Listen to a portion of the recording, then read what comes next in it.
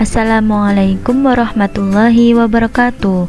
Perkenalkan, kami dari kelompok 9 yang beranggotakan Nurul Nur Cahyati, Nika Sari Pratama, dan Ogi Dwi Yulianto ingin menjelaskan tentang Qasas Al-Quran atau kisah-kisah dalam Al-Quran.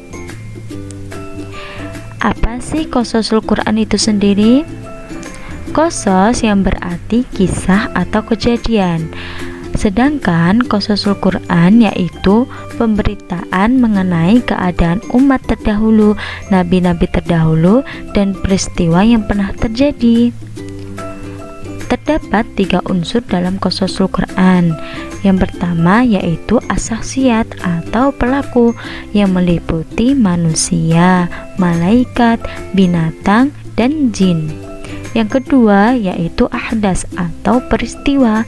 Nah, terdapat 3 peristiwa, yaitu peristiwa yang berkelanjutan, peristiwa yang dianggap luar biasa, dan peristiwa yang dianggap biasa.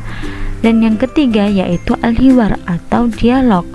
Dalam unsur al-hiwar ini yaitu kisah yang mengandung percakapan, seperti kisah Nabi Adam alaihissalam yang terdapat dalam surat Al-A'raf ayat 11. Terdapat 6 faedah Qasasul Quran nih teman-teman. Yang pertama yaitu menjelaskan prinsip-prinsip dakwah dan pokok-pokok syariat yang dibawa oleh setiap nabi. Yang kedua yaitu meneguhkan hati Rasulullah SAW dan hati umatnya dalam menegakkan agama Allah. Yang ketiga mengungkapkan nabi-nabi terdahulu dan mengingatkan kembali jejak-jejak mereka. Dan yang keempat memperlihatkan kebenaran Nabi Muhammad SAW dalam penuturannya mengenai orang-orang terdahulu. Dan yang kelima yaitu membuktikan kekeliruan ahli kitab yang telah menyembunyikan keterangan dan petunjuk. Dan yang terakhir yaitu bentuk sastra yang menarik dan memberikan pengajaran yang tertanam dalam jiwa. Terdapat 3 macam qasas Al-Quran, yaitu dilihat dari sisi pelaku, berupa kisah para nabi terdahulu, kisah yang berhubungan dengan kejadian masa lalu, dan kisah yang terjadi pada masa Rasulullah SAW. Dan yang kedua yaitu dilihat dari panjang pendeknya.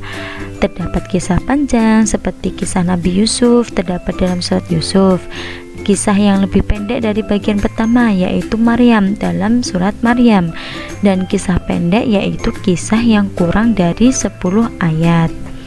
Kemudian dilihat dari jenisnya yang berupa kisah sejarah, kisah perkiraan atau khayalan semata, dan kisah asatir. Ibrah penggunaan nama gelar tokoh dalam qasas. Terdapat nama nabi yaitu Adam, Nuh, Idris, Ibrahim, dan Ismail, dan masih banyak lagi.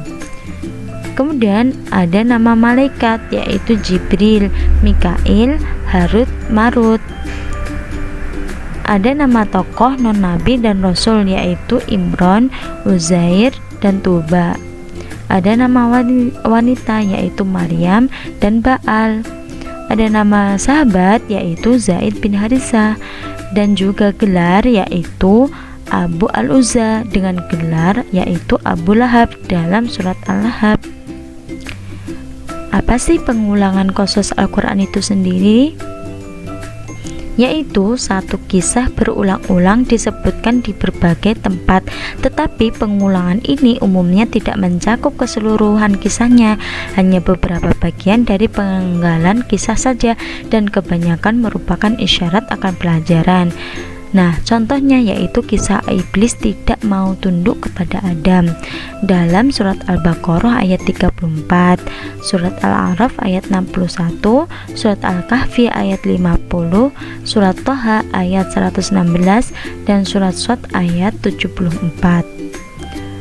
Ada hikmah dalam pengulangan qasas Al-Quran, yaitu menjelaskan ketinggian kualitas Al-Quran, memberikan perhatian yang besar terhadap kisah untuk menguatkan kesan dalam jiwa, menunjukkan kehebatan mukjizat Al-Quran, dan memperlihatkan adanya perbedaan tujuan diungkapkannya kisah tersebut. contoh qasas Al-Quran, yaitu dalam surat Al-Baqarah, dalam kisah Nabi Adam alaihissalam diajari nama-nama benda dan dikeluarkan dari surga. Kemudian dalam surat An-Nisa, yaitu kisah Israel meminta Nabi Musa memperlihatkan Tuhan. Dalam surat Al-Maidah, yaitu kisah Habil dan pembunuh pertama, dan kisah Qabil membunuh saudaranya. Dan surah Al-Imran, yaitu kisah perang Badar dan perang Uhud, dan masih banyak lagi contoh qasas Al-Quran. Sekian presentasi dari kami, semoga bermanfaat dan mohon maaf apabila ada kesalahan dalam penjelasannya. Semoga bermanfaat. Wassalamualaikum warahmatullahi wabarakatuh.